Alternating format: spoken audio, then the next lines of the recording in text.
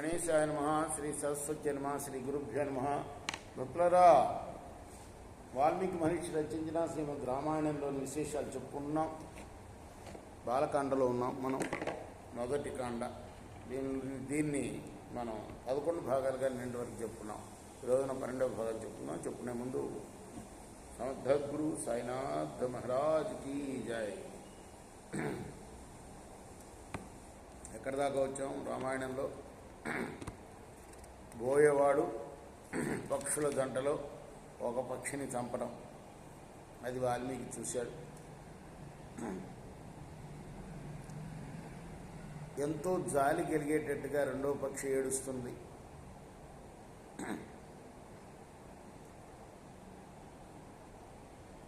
మహర్షికి దయ కలిగింది, వాల్మీకి మహర్షికి దాని మీద.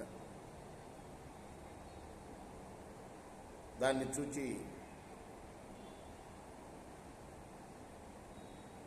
ఇలా జంటలో, అందులోనూ రమిస్తున్న రెండు పక్షుల్లో ఒక పక్షిని చంపడం ధర్మం కాదని ఆయనకి తోచింది.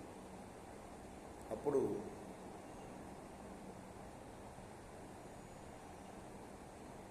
మానిషాద ప్రతిష్టాంత్వం అగమః శాశ్వతీ సమా యత్క్రౌంచ మిథునాదేకామవధీ కామమోహితం. రామాయణంలో మొదటి శ్లోకం.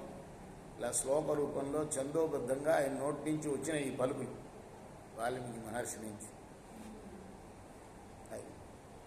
ఏంటి దాని అర్థం అంటే, క్రౌంచ పక్షుల జంటలో మగపక్షిని చంపావు కాబట్టి నువ్వు, నీకు శాశ్వత ప్రతిష్ట లేకుండుగాక అని కిరాతుల్ని అన్నాడు. ఈ మాట అనుకోకుండా వచ్చింది.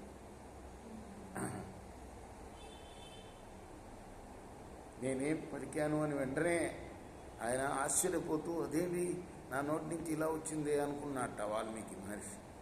అంతవరకు ఆపుదాం ఈరోజు. కృష్ణార్పణ.